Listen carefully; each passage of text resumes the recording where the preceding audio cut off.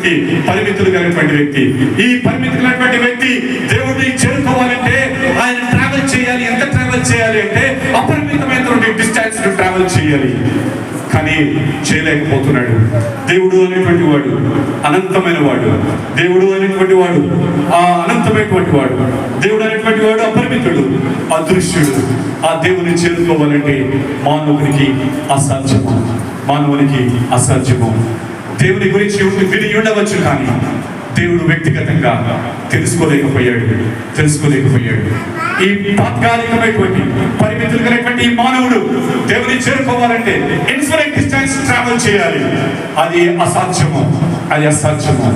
అందుకోసమే తండ్రి అయినటువంటి దేవుడు ఆలోచించాడు, నేను సృష్టించిన నా మానవులను ఏ విధంగా నేను రక్షించాలి అని అనుకొని తన ప్రియ కుమారుని ఈ లోకానికి పంపించాడు. అమ్మ, ఆ రక్షణ ప్రణాళిక దేవుడే చెరువు చూపి యేసు ప్రభు వారిని ఈ లోకానికి పంపించినట్లుగా మనం చూస్తూ ఉంటున్నాం. అందుకోసమే యేసు ప్రభు వారు ఈ లోకానికి తాను యత్నించాడు. మొదటి యోహాను పత్రికలో ఒక మాట రాయబడింది, మన పాపములకు శాంతికరమైనకు తన కుమారుని పంపెను. మన పాపములకు శాంతికరమైన యుడుటకు తన కుమారుని పంపెను. శాంతికరము అనేటువంటి మాట ప్రొపిషియేషన్ అనే ఇంగ్లీష్ పదంలో వాడబడింది. ప్రొపిషియేషన్, శాంతికరము. మనము ఫ్రెండ్ సర్కిల్లో యవనస్తులు శాంతి చేస్తారా లేదా అని వాళ్ళు మాట్లాడుకుంటారు. ఇక్కడ కూడా దేవుడు శాంతికరమై ఉంటున్నాడు. ఏంటి ఈ ప్రొపిషియేషన్ ఏంటి అని మనం ఆలోచిస్తే, ప్రొపిషియేషన్ అనేటువంటిది క్రైస్తవ విశ్వాసానికి ఒక పునాది లాంటిది. ఈ ప్రొపిషియేషన్ లేకపోతే మన జీవితాలు అగమ్యగోచరంగా మారిపోయేటువంటి. ఏంటి ప్రొపిషియేషన్ అంటే త్యాగము. ఈ ప్రొపిషియేషన్ ఏంటి అంటే సంతృప్తి, వెల చెల్లింపు. ఆ తర్వాత ప్రొపిషియేషన్ అంటే పాపముల విషయమై బుజ్జగింపు.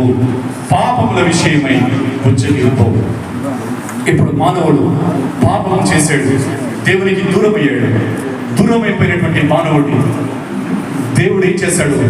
ఆయన కోపోద్రికుడుగా మారిపోయాడు. దేవుడు కోపం తెచ్చుకున్నాడు. మానవుని చంపేయాలని ఆశపడ్డాడు. మానవునికి శిక్ష విధించాలని ఆశపడ్డాడు. నరకానికి పోతులుగా చేయాలని ఆశపడ్డాడు. ఆయన కోపోద్రికుడుగా ఉన్నాడు. కానీ యేసు ప్రభు వారు శాంతికరమై ఉన్నాడు.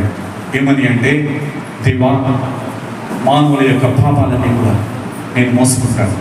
ఆ పాపాలన్నీ కూడా నా రక్తంలో నేను కడిగి నేను శుద్ధీకరిస్తాను అని తండ్రి యొక్క ఒప్పుకున్నాడు. ఆ శాంతి చేయడం చేత నేను దక్కాను. నీకు నాకు పోషిస్తుంది, నీకు నాకు పరలోకపు భాగ్యం ఉందమ్మా. ఆ శాంతి ఎవరు చేశారంటే యేసు ప్రభు వారు. ఆ కలువరి శిలువలో తాను మరణించడం ద్వారా దేవుని యొక్క కోపము, దేవుని యొక్క ఉగ్రత శాంతిపరచబడింది. దేవుని యొక్క కోపము శాంతపరచబడినట్టుగా చూస్తూ ఉంటున్నాం. ప్రియ దేవుని పిల్లలు, దేవుడు అనేటువంటి వాడు పరిశుద్ధుడమ్మా. దేవుడు అనేటువంటి వాడు న్యాయవంతుడు. దేవుడు అనేటువంటి వాడు ప్రేమామయుడమ్మా. పరిశుద్ధుడైనటువంటి దేవుడు తాను పాపాన్ని అసహించుకోవాలి. న్యాయవంతుడైనటువంటి దేవుడు తన న్యాయాన్ని ఎగ్జిక్యూట్ చేయాలి. న్యాయవంతుడైనటువంటి దేవుడు తన న్యాయాన్ని ఎగ్జిక్యూట్ చేస్తే మనం ఏమైపోయే వాళ్ళమంటే నశించిపోయేటువంటి వాళ్ళము. మనం శిక్షకు పాత్రలైనటువంటి వాళ్ళము, రాళ్ళతో కొట్టి చంపబడేటువంటి వాళ్ళము, నరకానికి పాత్రలైనటువంటి వాళ్ళమమ్మా. కానీ దేవుడు ప్రేమమయుడు. నశించిపోతున్నటువంటి మానవులు నరకానికి పాత్రలు కాకూడదని తను తాను ఆ కలువరి శిలువలో మరణించినట్లుగా చూస్తూ ఉంటున్నాను.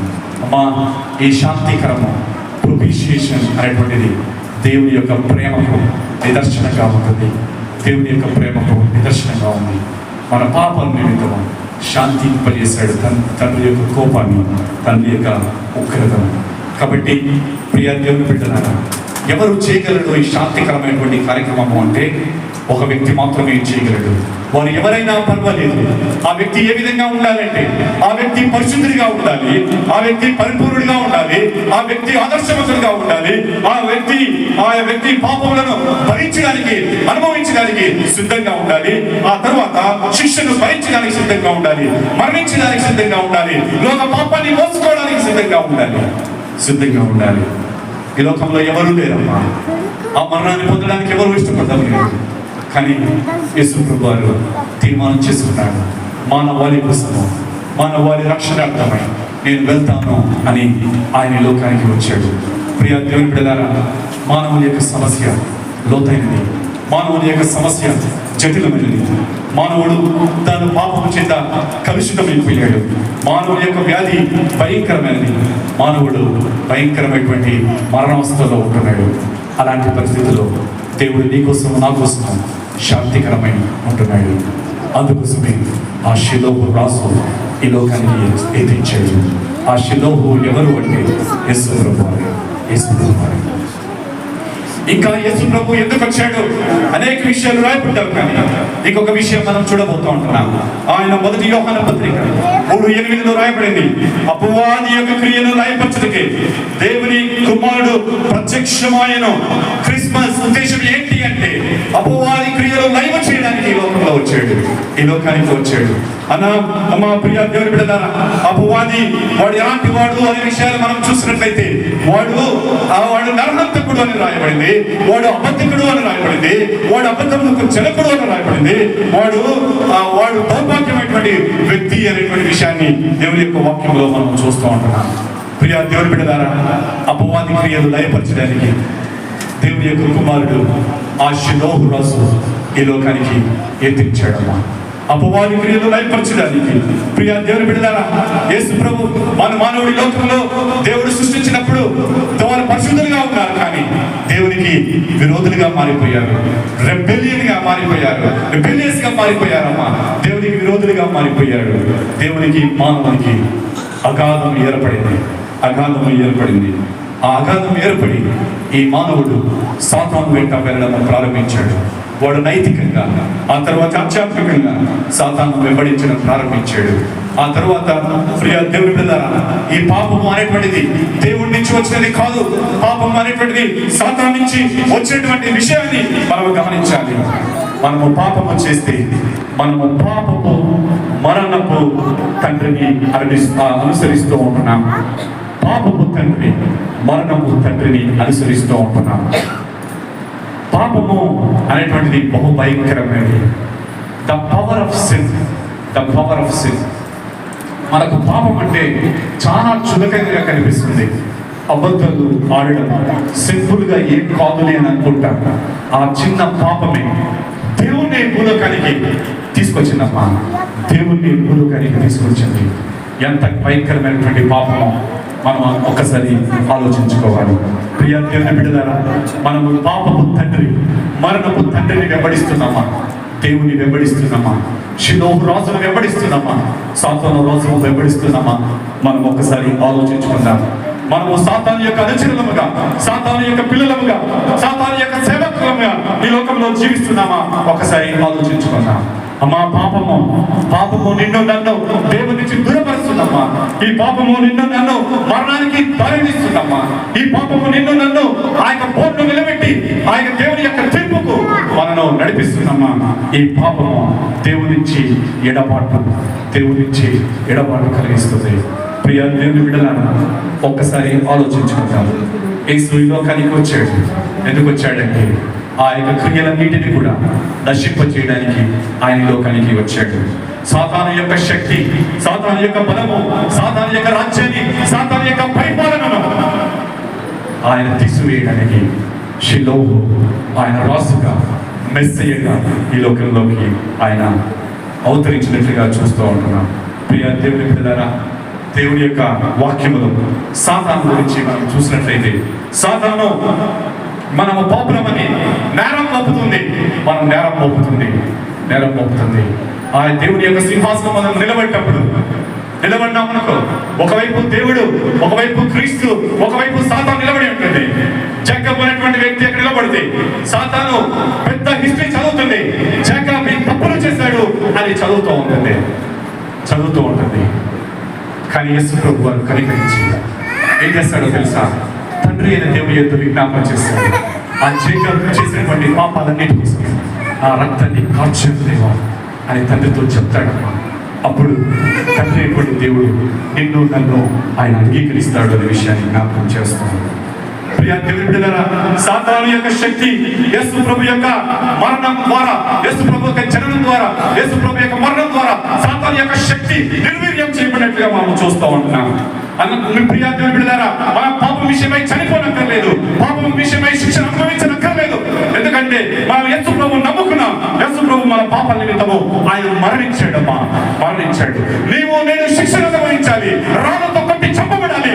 కానీ నీవు నేను అనుభవించాల్సినటువంటి శిక్షను ఆ యేసు ప్రభు వారు కల్వరి శిలువలో ఆయన సబ్స్టిట్యూట్ గా తను మరణించినట్లుగా చూస్తూ ఉంటున్నాం. ప్రియ దేవుని బిడ్డలారా, సాతాను యొక్క శక్తి దేవుని నుంచి దూరం చేస్తుందమ్మా, దేవుని నుంచి దూరం చేస్తుంది. తండ్రి అయినటువంటి దేవుడు, కుమారుడు అయినటువంటి యేసు ప్రభు, వారిద్దరు కూడా అవినాభావ సంబంధము, వారు అంతగా సన్నిహితులమ్మా. కానీ యేసు ప్రభు వారి లోకానికి ఎందుకు వచ్చాడంటే ఆ పాపము, ఏ పాపం అంటే మానవుడికి చేసినటువంటి పాపం కోసం, తీసివేయడం కోసం, ఆ తండ్రి నుంచి ఎడబాటు పొంది ఆయన లోకానికి వచ్చాడు. ఆయన లోకానికి రావడం మాత్రమే కాదు, ఆయన ఏం చేశాడో తెలుసా? ఎడబాటు అనుభవిస్తున్నటువంటి మానవుని తిరిగి తండ్రితో సన్నిహిత సంబంధం కలపడానికి ఆయన లోకానికి వచ్చాడు. ఆ మెస్సయ్య ఈ లోకానికి వచ్చాడు. ప్రియ దేవుని బిడ్డలారా, ఈ సాతాను శక్తి మనను బానిసలుగా చేస్తుంది, పాపానికి బానిసలుగా చేస్తుంది. మన జీవితంలో పాపం అనేటువంటిది చులకనగా చూస్తాం, కానీ అదే పాపము నిన్ను నన్ను చంపుతుంది అమ్మా. అదే పాపము నిన్ను నన్ను బొడ్లో నిలబెట్టి అవమానం చేస్తుంది. అదే పాపము మన జీవితాలను పాడు చేస్తుంది. ప్రఖ్యాతి కాంచినటువంటి ఫిలాసఫర్, భారతదేశానికి చెందినటువంటి ఫిలాసఫర్ స్వామి వివేకానంద తాను అంటాడు, యేసు ప్రభు జీవించిన కాలంలో నేను జీవించి ఉంటే, యేసు ప్రభు నేను ఏ విధంగా ఆయన ఆరాధించేవాడిని అంటే, ఆయన కాళ్ళను నా కన్నీళ్లతో కడిగేవాడిని కాదు, నా హృదయపు రక్తముతో ఆయన పాదాలను కడిగేవాడినమ్మా, అని తానంటాడు. ప్రియ దేవుని బిడ్డలారా, మనం ఆయన ఏ విధంగా ఆరాధిస్తున్నాం. ఈ క్రిస్మస్ కేవలము మన ఆచార పూర్వకంగా ఒక ట్రెడిషనల్ క్రిస్మస్ గా మారిపోయిందమ్మా. వస్తున్నాం, వెళ్తున్నాం, కానీ ఈ క్రిస్మస్ దినాన ఆ షిలో రాజుని అంగీకరించాలి, ఆ మెస్సియా రాజును నీవు అంగీకరించాలమ్మా. ఆ మెస్సియా రాజు వైపు నువ్వు రావాలి, ఆయన నమ్ముకోవాలి, ఆయన విశ్వసించాలి అమ్మా. ప్రియ దేవుని బిడ్డలారా, ఈనాడు దేవుడు మానవుని తన స్వరూప్యములో మానవుని సృష్టించాడు. పాత నిబంధన గ్రంథంలో మనం చూసినట్లయితే దేవుడు మానవుని తన స్వరూప్యంలో సృష్టించాడు, కానీ నూతన నిబంధనలో దేవుడే మానవ స్వరూపాన్ని ధరించాడు, దేవుడే మానవ స్వరూపాన్ని ధరించాడమ్మా. అది కేవలం నీ కోసము, మా కోసము. ఆ ఫిలిప్పీ పత్రికలో రాస్తాడు, ఆయన రిక్తునిగా చేయబడ్డాడు. పరలోకపు భాగ్యాన్ని, పరలోకపు వైభవాన్ని, ఆ పరలోకాన్ని విడిచిపెట్టి ఆయన నిన్ను నన్ను ప్రేమించి తను తాను రిక్తుడిగా ఆయన లోకంలోకి ఆయన ఎత్తించినట్లుగా చూస్తూ ఉంటున్నాను. అమ్మా, మన రాజు శక్తివంతమైనటువంటి రాజు, మన రాజు ఆల్ పవర్ఫుల్ గాడ్ అమ్మా. మన రాజు షిలోహు రాజు. ఎవరు అంటే మెస్సియా. ఎవరు ఆ మెస్సియా అంటే యేసు ప్రభు వారు. ఆయన పవర్ఫుల్ కింగ్. ప్రియ దేవుని బిడ్డలారా, ఆయన ఈ లోకంలో ఉన్నప్పుడు అనేకమైనటువంటి ఆశ్చర్య కార్యాలు చేశారు, అద్భుత కార్యాలు చేశారు. ప్రభువా ఆ యొక్క చనిపోయిన వారిని బ్రతికించాడు. 5 రొట్టెలు 2 చేపలు 5,000 మంది కంటే అధికంగా ఆయన మంచి అద్భుత కార్యాలు చేశాడు. అమ్మా, నీళ్ళ మీద నడిచాడు, సముద్రాన్ని గద్దించాడు, అనేకమైనటువంటి గొప్ప కార్యాలు చేసినటువంటి దేవుడు రాబో కాలంలో ఆయన రాజుగా రాబోతున్నాడు. తన మహిమను ప్రదర్శించబోతున్నాడు అమ్మా, ప్రియ దేవుని బిడ్డలారా, ఆ యూదా గోత్రపు సింహము రాబోతుంది. ఆ యూదా గోత్రపు సింహము ఎవరు అంటే యేసు ప్రభువారు. ఆయన మొట్టమొదటిగా ఈ లోకంలో పిల్లగా రాబోతున్నాడమ్మా. వచ్చాడు, కానీ భవిష్యత్తులో ఆయన రాజుగా రాబోతున్నాడు. యూదా గోత్రపు సింహంగా రాబోతున్నాడు. యేసు ప్రభు యొక్క శక్తిని తక్కువగా అంచనా వేయనక్కర్లేదు. యేసు ప్రభు శక్తిమంతుడు, కానీ తన శక్తిని అన్నింటిని కంట్రోల్ చేసుకుంటున్నాడు. ఆయన తన శక్తిని ఉపయోగించుకోవడం లేదు. నేను ఆలోచిస్తూ ఉన్నాను, ఎందుకు యేసు ప్రభు రావాలి అని నేను ఆలోచిస్తున్నప్పుడు దేవుడు ఆలోచనలు అనుగ్రహించాడు. ఏంటి అంటే, దేవుడు న్యాయవంతుడమ్మా. దేవుడు తనకి ఇష్టానుసారంగా చేయడానికి వీలు లేదు. తాను న్యాయాన్ని ప్రదర్శించేటువంటి దేవుడు కాబట్టి పాపానికి విముక్తి ఏంటి అంటే ఒక వ్యక్తి చనిపోవాల్సిందే. ఎవరు ఆ వ్యక్తి అంటే పాపరహితుడైనటువంటి వ్యక్తి చనిపోవాల్సిందే. ఎవరి లోకంలో పాపరహితులు ఎవరు లేరు కాబట్టి తన కుమారుని లోకానికి పంపించినట్లుగా మనం చూస్తూ ఉంటున్నాం. యేసు ప్రభు యొక్క శక్తి రెండంచులు గల ఖడ్గమమ్మ. నీవు ఆయనకు లోబడితే ఈ క్రిస్మస్ దినాన నీవు ఆయనకు లోబడితే ఆయనను దీవిస్తాడు. ఈ క్రిస్మస్ సందర్భాన నిన్ను కాపాడుతాడు, నిన్ను ఆశీర్వదిస్తాడు, వాగ్దానాలు నెరవేరుస్తాడు, నీ శత్రువులను యొక్క ఆధీనంలో ఉంచుకుంటాడు. దేవుడు నీకు శక్తినిస్తాడు, బలమిస్తాడు. విజయవంతమైనటువంటి క్రైస్తవ జీవితాన్ని ఈ లోకంలో జీవించడానికి శక్తినిస్తాడమ్మా, శక్తినిస్తాడు. ఇంకొక వైపు ఆయన శక్తి ఏ విధంగా ఉంటుందంటే ఆయన ఉగ్రతకు పాత్రలు అవుతాం, ఆయన తీర్పులకు పాత్రలు అవుతాం. ఈ క్రిస్మస్ రోజు ప్రియా దేవుని బిడ్డలారా, ఎవరు కూడా దేవుని యొక్క ఉగ్రతకు పాత్రలు కాకూడదు. ఎవరు కూడా దేవుని యొక్క కోపానికి తీర్పుకు గురి కాకూడదు. యేసు ప్రభువును విశ్వసిద్దాం, యేసు ప్రభువును నమ్ముకుందాం. మన రాజు ఆల్ పవర్ఫుల్ గాడ్, శక్తిమంతుడైనటువంటి దేవుడు. అమ్మా, మన రాజు పరిశుద్ధుడైనటువంటి దేవుడు, మన రాజు పరిశుద్ధుడైనటువంటి రాజు. అంటాడు హెబ్రీ పత్రికలో రాయబడింది, నేను పరిశుద్ధులే కనుక మీరు కూడా పరిశుద్ధులై ఉండి అని రాయబడింది. మన దేవుడు పరిశుద్ధులైనటువంటి దేవుడు అమ్మా. ఆయనలో కలక్కమైనను లేదు, ఆయనలో ముడతైనను లేదు, ఆయనలో అపరిశుభ్రతైన లేదు, ఆయన మచ్చ అనేటువంటిది ఏది లేదమ్మా, ఏది లేదు. హెబ్రీ పత్రికలో రాస్తాడు, ఆయన పవిత్రుడు, నిర్దోషి, నిష్కల్మషుడు, పాపంలో చేరక ప్రత్యేకంగా ఉన్నటువంటి వాడు. పాపంలో చేరక ప్రత్యేకంగా ఉన్నవాడు. చరిత్రలో, మానవ చరిత్రలో అనేక మంది గొప్ప గొప్ప వ్యక్తులు ఉన్నారు, గొప్ప గొప్ప వ్యక్తులు ఉన్నారు. పరిశుద్ధులుగా పిలువబడినటువంటి వ్యక్తులు అందరూ కూడా పాపాలు చేసినటువంటి వ్యక్తులు, నైతికంగా పడిపోయినటువంటి వ్యక్తులమ్మా. కానీ యేసు ప్రభు మాత్రమే పరిశుద్ధులైనటువంటి దేవుడు, పాపము చేయనటువంటి దేవుడు అమ్మా, పాపము చేయనటువంటి దేవుడు. ప్రియ దేవుని బిడ్డలారా, ఆయన ఈ లోకంలో ఉన్నప్పుడు చెడ్డ మాటలు మాట్లాడలేదు, గర్వపు మాటలు మాట్లాడలేదు, అహంకారపు మాటలు మాట్లాడలేదమ్మా. లేజీగా ఉన్న యేసు ప్రభు ఎన్నడూ కూడా లేజీగా లేదు, ఆయన లేజీగా లేడమ్మా. ఆయన ఈ లోకంలో ఉన్నప్పుడు తాను ఎప్పుడు కూడా చెడు చేయలేదు, చెడు ఆలోచించలేదు. అంత పరిశుద్ధుడిగా జీవించాడమ్మా, పరిశుద్ధిగా జీవించాడు. ఒక అట్రిబ్యూట్, ఆయన పరిశుద్ధులైన విషయాన్ని జ్ఞాపకం చేస్తున్నాడు. మన దేవుడు పరిశుద్ధుడు అని జ్ఞాపకం చేస్తున్నాడు. మన రాజు శక్తిమంతుడు, మన రాజు పరిశుద్ధమైనటువంటి దేవుడు, మన రాజు ఒక friendly king. Our king is a friendly king. Yesu ప్రభు స్నేహం కలిగి ఉండాలని ఆశపడుతున్నాడు. యేసు ప్రభు వారు ఆదాము అవ్వను సృష్టించాడు. ఆదాము అవ్వను సృష్టించినప్పుడు ఆదాము అవ్వ యేసు ప్రభు వారు దేవునితో వాళ్ళు రోజు మాట్లాడేటువంటి వారు, దేవునితో ముచ్చటించేటువంటి వారు, దేవునితో సహవాసం చేసేటువంటి వారు, దేవునితో ముఖాముఖిగా మాట్లాడేటువంటి వారు, దేవునితో ఆ స్నేహం కలిగినటువంటి వారు, దేవునితో నడిచేటువంటి వారు. ప్రియ దేవుని బిడ్డలారా, పాపము వారిని అపవిత్రులు చేసిందమ్మా. ఆ యొక్క స్నేహాన్ని కోల్పోయింది, ఆ యొక్క సహవాసాన్ని కోల్పోయింది. అందుకోసమే యెషయా గ్రంథంలో రాస్తాడు, మీ దోషములు మీ దేవునికి అడ్డపుగా వచ్చాను. ప్రియ దేవుని బిడ్డలారా, ఈ క్రిస్మస్ దినాన మన దోషాలు దేవునికి మనకు అడ్డుకూడదుగా ఉంటాయి. ఈ మధ్యాహ్న కాలం మనకు అడుగుదా, దేవా నా హృదయంలోకి నా దేవా. దేవుడు రావాలని ఇష్టపడుతున్నాడు, ఆయన రావాలని ఇష్టపడుతున్నాడు. కాబట్టి అనంతమైనటువంటి దేవుడు, పరిమితి కలిగినటువంటి మానవుడు, ఎంత అనంతమైనటువంటి డిస్టెన్స్ లో ఉన్నప్పటికీ యేసు ప్రభు వారి లోకంలో జన్మించడం ద్వారా ఆ గ్యాప్ తొలగించబడింది. అమ్మా, నీవు నేను కూడా యేసు ప్రభుతో ముఖాముఖిగా మాట్లాడవచ్చు, యేసు ప్రభుతో కూడా కలిసి జీవించవచ్చు, యేసు ప్రభుతో నువ్వు కలిసి మాట్లాడుకుంటూ వెళ్ళవచ్చు, యేసు ప్రభుతో స్నేహం చేయవచ్చు. అమ్మా, స్నేహం చేయవచ్చు. అమ్మా, పరిశుద్ధమైనటువంటి దేవుడు నీకు అందుబాటులో ఉన్నాడు, పరిశుద్ధమైనటువంటి రాజు నీకు అందుబాటులో ఉన్నాడు, రాజులకు రాజునైనటువంటి దేవుడు నీకు అందుబాటులో ఉన్నాడు, ఆయన స్నేహితుడిగా ఉంటున్నాడు. ఆ దేవుడు నీతో నాతో క్వాలిటీ టైం స్పెండ్ చేయాలని ఇష్టపడుతున్నాడు. అమ్మా, సమయాన్ని కేటాయిద్దామా? ఈ నూతన క్రిస్మస్ మనం ఆరాధిస్తూ ఉంటున్నాం. ఈ క్రిస్మస్ లో ఒక తీర్మానం చేసుకున్నాం, దేవా నేను నీతో ముచ్చటించాలని ఆశపడుతున్నాను. నీతో దేవుని వాక్యాన్ని ఈ సంవత్సరంలో బైబిల్ గ్రంథం మొదటి నుంచి చివరి వరకు చదువుతాను దేవా అని తీర్మానం చేసుకుంటాను. దేవా, రోజు నీ సన్నిధిలో చేరి నేను ప్రార్థిస్తాను దేవా అని క్రిస్మస్ దినాన మనం తీర్మానం చేసుకున్నామమ్మా. ప్రార్థన అంటే ఏదో గొప్ప గొప్ప పదాలు వాడటం కాదు. దేవా, ఈ రోజు షెడ్యూల్ అంతా దేవా ఇది నేను చేయబోతున్నాను, సహాయం చేయి దేవా అని అడగండి.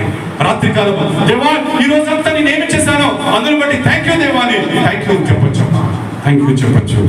దేవుడు ఆయన వ్యక్తిగతంగా కలవాలని ఇష్టపడుతున్నాడు. ఆయన వ్యక్తిగతంగా నీతో స్నేహపూర్వకంగా ఉండాలని ఇష్టపడుతున్నాడు. నీలో ఉన్నటువంటి ప్రశ్నలకు సందేహాలకు ఆయన జవాబు ఇవ్వాలని ఇష్టపడుతున్నాడు అమ్మా. జవాబు ఇవ్వాలని ఇష్టపడుతున్నాడు. ప్రియ దేవుని బిడ్డలారా, ఒక్కసారి ఆలోచించుకుందాం. ఈ క్రిస్మస్ మన జీవితాల్లో ఒక మంచి క్రిస్మస్, మీనింగ్ఫుల్ క్రిస్మస్ గా ఉండాలి. మనం ఏ విధంగా ఉంటున్నామంటే, నేను ఒక సంఘానికి వెళ్ళాను, అక్కడ కూర్చున్నాను. పాస్టర్ గారి చేత బైబిల్ ట్రైనింగ్ పొందినటువంటి వారిని ఇంట్రడ్యూస్ చేశాడు మాస్టర్. ఇంట్రడ్యూస్ చేసిన తర్వాత వాళ్ళు వచ్చి ఆ పక్కన కూర్చున్నాడు. వాక్యాన్ని ప్రారంభించాడు మాస్టర్ గారు. వాక్యం చెప్తూ ఉన్నాడు. మీకా గ్రంథము చెప్పాడు. నేను నా పక్కన కూర్చున్నటువంటి బైబిల్ ట్రైనింగ్ చేసినటువంటి వ్యక్తి బైబిల్ అంతా కూడా వెతుకుతున్నాడు, దొరకట్లేదు. నా బైబిల్ చూశాడు. నా బైబిల్ పేజీ నంబర్, నా బైబిల్ వేరు, అతడు వాడిన బైబిల్ వేరు. నా బైబిల్ సంఖ్యను తాను తెరిచి చూశాడు. అది వేరు, ఇది వేరు. తిరిగి అతను చెప్పాను, అదమ్మా క్రైస్తవుల యొక్క పరిస్థితి. అంత దారుణంగా మారిపోయింది. కొత్త నిబంధన తెలియదు, పాత నిబంధన తెలియదు. అమ్మా, మన పిల్లలను మనం చర్చలకు పంపించకపోతే భవిష్యత్తులో బైబిల్ అంటే బిబ్లికల్ ఇలిటరేట్స్ గా మారిపోతాం. మన పిల్లలను ఈ క్రిస్మస్ సందర్భంగా ఒక తీర్మానం చేసుకుందాం. సండే స్కూల్ కు పంపిద్దాం. అమ్మా, పెద్దలైనటువంటి వారు మీరు సండే స్కూల్ కు వెళ్ళారు, దేవుని వాక్యాన్ని నేర్చుకున్నారు. మీ పిల్లలకి ఎందుకు నేర్పియారు?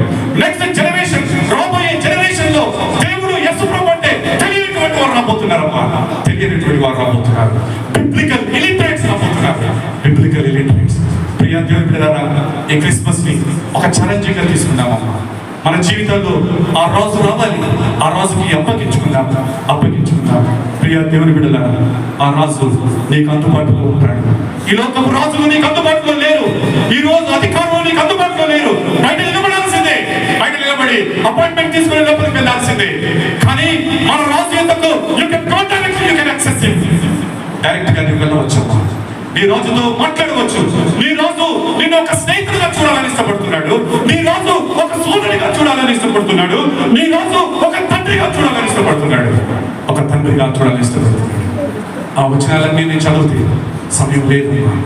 మన రాజు నిన్ను తండ్రిగా చూడాలని ఇష్టపడుతున్నాడు. నిన్ను కుమారుడిగా చూడాలని ఇష్టపడుతున్నాడు. నిన్ను సోదరుడిగా చూడాలని ఇష్టపడుతున్నాడు.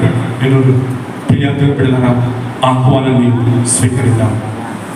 మన రాజు రాబోయేటువంటి రాజులకు రాజు ఆయన ఎలా రాబోతున్నాడో తెలుసా? ప్రియ దేవుని బిడ్డలారా, క్రిస్మస్ ని మనము ట్రెడిషనల్ గా జరుపుకుంటున్నాం. యేసు ప్రభు 2000 సంవత్సరాల క్రితం జన్మించడం వచ్చేమో, కానీ ఈ రోజు ఆ క్రీస్తు నీ హృదయంలో, నా హృదయంలో జన్మించకపోతే ఈ క్రిస్మస్ వేస్ట్. ఈ క్రిస్మస్ ఒక వృధా. ఆయన మన హృదయాల్లో జన్మించాలి. రాబోయే రాజులకు రాజు, ప్రభులకు ప్రభు రాబోతున్నాడమ్మా. ఆయన గురించి 2-3 విషయాలు చెప్తాను. రాబోయేటువంటి రాజు ఏ విధంగా ఉన్నాడంటే, 7 ముద్రలు ఆ గ్రంథములు పెట్టుటకు ఎవరు యోగ్యులు లేరమ్మా. కానీ యోగ్యులు ఎవరో తెలుసా? షిలో రాజు యోగ్యుడు, యూదా గోత్రపు సింహము యోగ్యుడమ్మా ఆ ముద్రలు విప్పడానికి. ఆయనే విప్పగలడు భవిష్యత్తులో. 7వ దూత బూర ఊదినప్పుడు, ఆ బూర ఊదినప్పుడు కూడా ఆయన దేవుడు యుగములు జీవించేటువంటి రాజు ఆయన ప్రకటిస్తారు. ప్రియ దేవుని బిడ్డలారా, దేవుడు సాతానుని పడదోస్తాడు.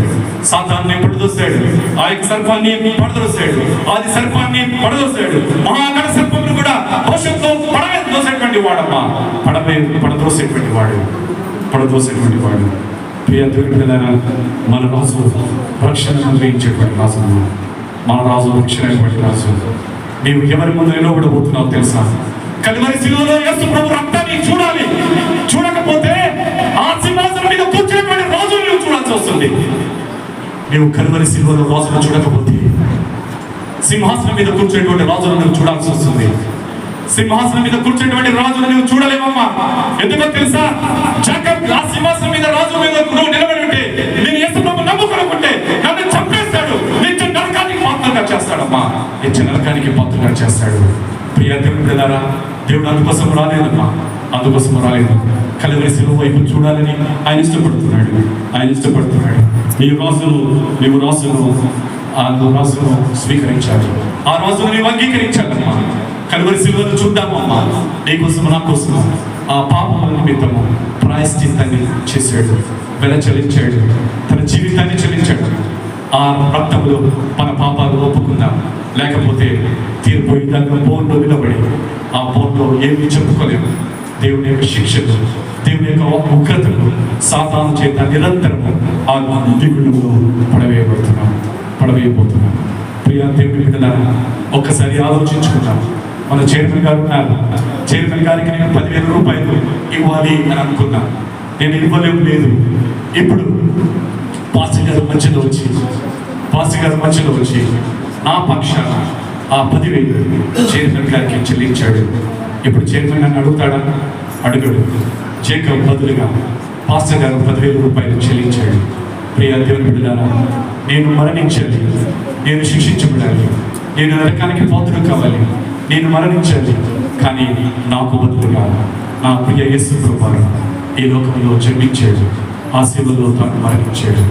మన ప్రఖ్యాతి కాల్చినటువంటి ఫిలాసఫర్ స్వామి వివేకానంద అంటాడు, ఏమంటాడంటే, నేను ఆనాడు నజరేతునటువంటి పట్టణంలో నేను జీవించి ఉంటే, నజరేతునటువంటి పట్టణము యేసు ప్రభు జీవించినటువంటి కాలంలో జీవించి ఉంటే, యేసు ప్రభు నేను ఏ విధంగా ఆరాధిస్తానంటే ఆయన దేవునిగా తప్ప అంతకంటే తక్కువగా నేను ఆరాధించను. దేవునిగా తప్ప అంతకంటే తక్కువగా నేను ఆరాధించను అన్నాడు. ప్రియ దేవుని బిడ్డలారా, ఒకసారి ఆలోచించుకుందామమ్మా. ఈ లోకానికి ఒక రిఫార్మర్ కావాలంటే రిఫార్మర్ని దేవుడు పంపించి ఉండేవాడు, కానీ రిఫార్మర్ని పంపించలేదు. ఈ లోకానికి జ్ఞానం కావాలంటే ఒక సైంటిస్ట్ని పంపించేటువంటి వాడు, కానీ శాస్త్రవేత్తను పంపించలేదు. ఈ లోకానికి ఏదో సమాచారం కావాలంటే ఆయన ఒక మెసెంజర్ని పంపించేటువంటి వాడు, కానీ పంపలేదమ్మా. ఈ లోకానికి కావాల్సింది ఒక రక్షకుడు. ఆ రక్షకుడు శిలోహు రాజు, ప్రభువైనటువంటి రాజు మెస్సయ్య యేసు ప్రభువు ఈ లోకంలో జన్మించాడు. కాబట్టి ప్రియ దేవుని బిడ్డలారా, ఆ రాజు ఈ హృదయంలో, నా హృదయంలో జన్మించాలి. అప్పుడే నిజమైనటువంటి క్రిస్మస్. తల వంచుకుందాం, ప్రార్థన చేసి